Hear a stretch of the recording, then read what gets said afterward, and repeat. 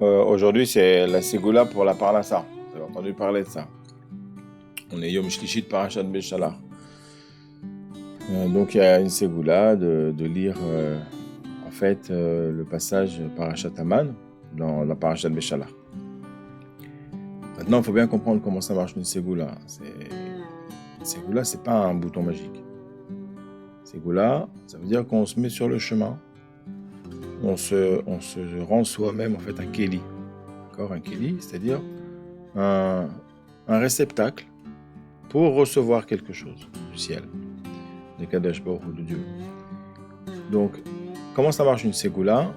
En l'occurrence, cette Ségoula-là de lecture de Parashat Aman, pas la Parnassa. Parnassa, c'est tous les moyens qu'on a, les moyens de subsistance. Comment ça marche?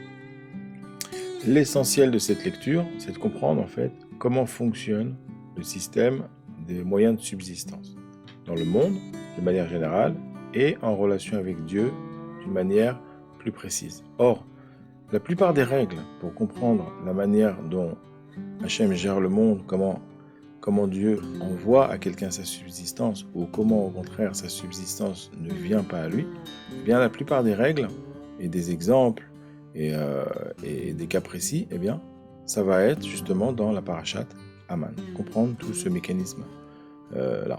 D'accord? Donc il faut lire, l'esprit déjà de la Ségoula, comment on va aborder cette lecture.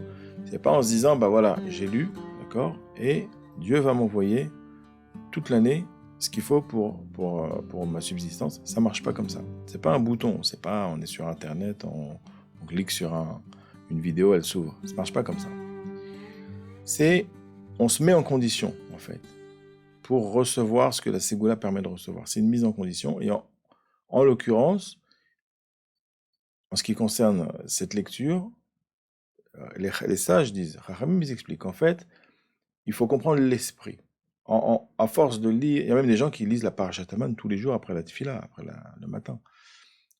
Plus on va lire, plus on va s'imprégner de chaque détail de ce qui s'est passé à ce moment-là, la manne, qu'est-ce que c'était, comment ça se définit, à quoi elle ressemble, est-ce qu'elle a un goût ou pas, pourquoi elle n'a pas de goût, pourquoi chacun il va chercher sa manne, et un qui a 10 gosses, 10 enfants, ça lui suffit, et l'autre qui a seulement 2 enfants, ça lui suffit aussi.